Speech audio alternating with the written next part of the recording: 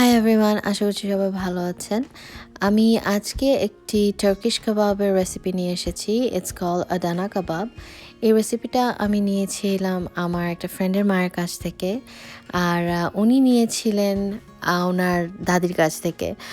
আজকে অনেকদিন পরে বানাচ্ছি, কারণ এই কাবাবটির সাথে আমার অনেক স্মৃতি জড়ানো। আর কারণটি হচ্ছে গিয়ে, আমার যে ফ্রেন্ডের মার কাছ থেকে নেওয়া, আমার সেই ফ্রেন্ডটি মারা গেছে রোড অ্যাক্সিডেন্টে। কিন্তু ওর মায়ের দেওয়া রেসিপিটি আমার সাথে রয়ে গেছে। আর ওনারা সবাই ইরাকে মুভ করে গেছে, তাই আর দেখা হয় না। ওর মা ছিল টার্কিশ আর ওর বাবা ছিল ইরাকি। সো ওদের বাসায় অনেক মজার কাবাব বানানো হতো। তাই আজকে ভাবলাম যে আমি যখন বানাচ্ছি, আপনাদের সাথে রেসিপিটা আমি শেয়ার করি। অ্যান্ড আই এম শিওর আপনারা অনেক পছন্দ করবেন। কাবাবটা তৈরি করতে আমার বোনলেস বিফ লাগবে। আমি এখানে ব্লেড রোস্ট নিয়েছি। আর মেকশিওর করতে হবে যে আপনার বিফে চর্বি আছে, কারণ চর্বি না থাকলে বিফটার ভিতরে সুন্দর ময়েস্ট হবে না, আর আপনি যখন বানাবেন তখন ভেঙে ভেঙে আসবে। আর এটাও অনেক প্রয়োজন যে যখন আপনি বিফটা কাটবেন, মেকশিওর করতে হবে বিফটা একদম শুকনো থাকতে হবে। যদি সামান্যতম পানিও থেকে যায়, তাহলে এটা শিক থেকে ছুটে চলে আসবে, আর এমনকি শিকেও বসাতে অনেক অসুবিধা হয়ে যাবে।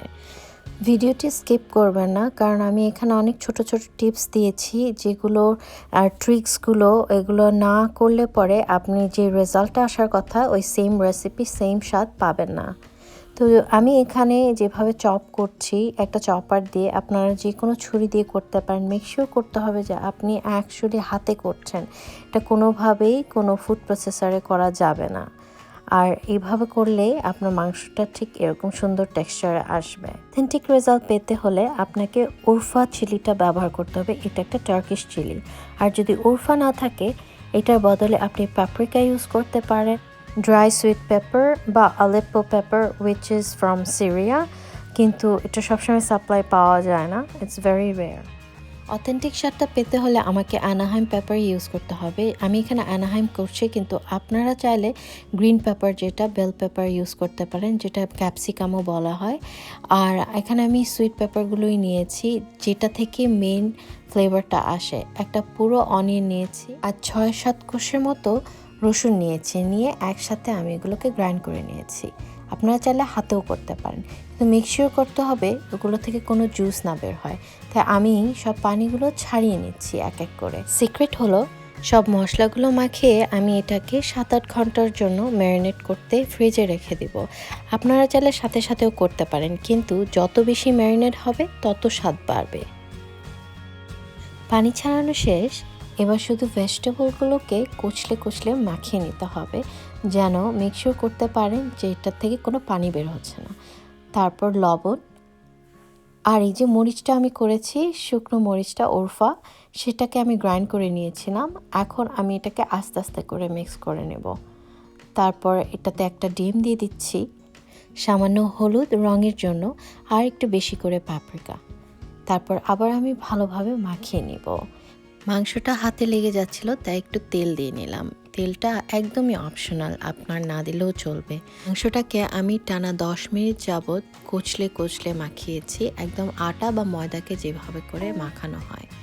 আমি আরেকটা ছোট পাত্রে নিয়ে নিয়েছি ভালোভাবে ময়দার মতো করে মাখানোর জন্য। এবার মাংসটাকে শিকে বসানোর পালা। এই শিকটা আমি একটা মিডল ইস্টার্ন স্টোর থেকে কিনেছি। আপনারা যদি এই শিক না থাকে, আমি এই ভিডিওর লাস্টে দেখাচ্ছি যে বাসায় আপনি এই শিকটাই কীভাবে করে বানাতে পারেন এবং কত ইজি। এখানে লক্ষ্য করবেন আমি কিভাবে আটকাচ্ছি এটাকে। আপনার মেকশিওর করতে হবে যে আঙুল দিয়ে আস্তে আস্তে চেপে করতে। এটা আমি এখন একদম প্রফেশনালি করতে পারি না, কিন্তু এটা প্র্যাকটিস করতে করতে আমার এখন অনেক বেটার করতে পারি। আর পুরোটাই মনে রাখতে হবে যে নিচে এবং উপরে ভালোভাবে টাইট করে বন্ধ করে দিতে হবে, যেন কোনোভাবে বাতাস ঢুকে মাংসটা ছুটে না আসে শিক থেকে। আমার এখানে শিখের আগাটা এবং গোড়াটা দেখবেন যে কীভাবে করে মাংসগুলোকে চেপে দিয়েছি আমি, কোনো বাতাস না ঢোকার জন্য। এখন আমি আপনাদেরকে দেখাবো আমি বাসায় যখন চুলার উপরে করি বা আমি এয়ার ফ্রায়ারে করি, শিকটা কিভাবে আমি তৈরি করে নিই। সবার বাসায় আমাদের ফয়েল পেপার থাকে এবং এরকম শিকগুলো থাকেই বারবিকিউ করার জন্য বা বাসায় কাবাব বানানোর জন্য। আমি 4টার মতো নিয়েছি, দেখতে পাচ্ছেন ফয়েল পেপারে দিয়ে দিচ্ছি। নিচে দিয়ে একটু মুড়ে দিতে হবে যেন জিনিসটা বের হয়ে না চলে আসে। ভালো করে লক্ষ্য করে দেখবেন যে আমি কিভাবে চেপে চেপে টাইট করে ফয়েলটাকে ফোল্ড করছি।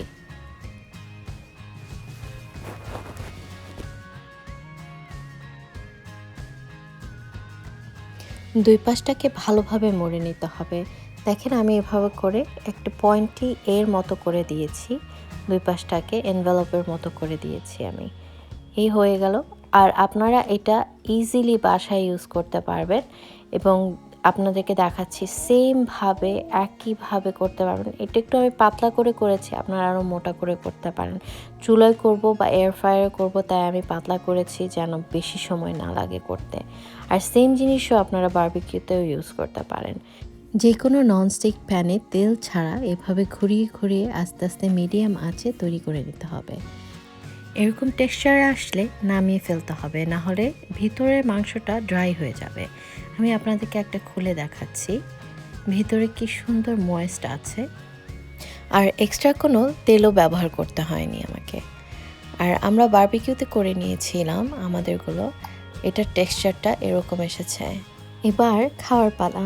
আমি এখানে সিজন টমেটো রাইস দিয়ে সার্ভ করেছি, আপনারা চাইলে নান বা সাদা ভাত দিয়েও খেতে পারেন।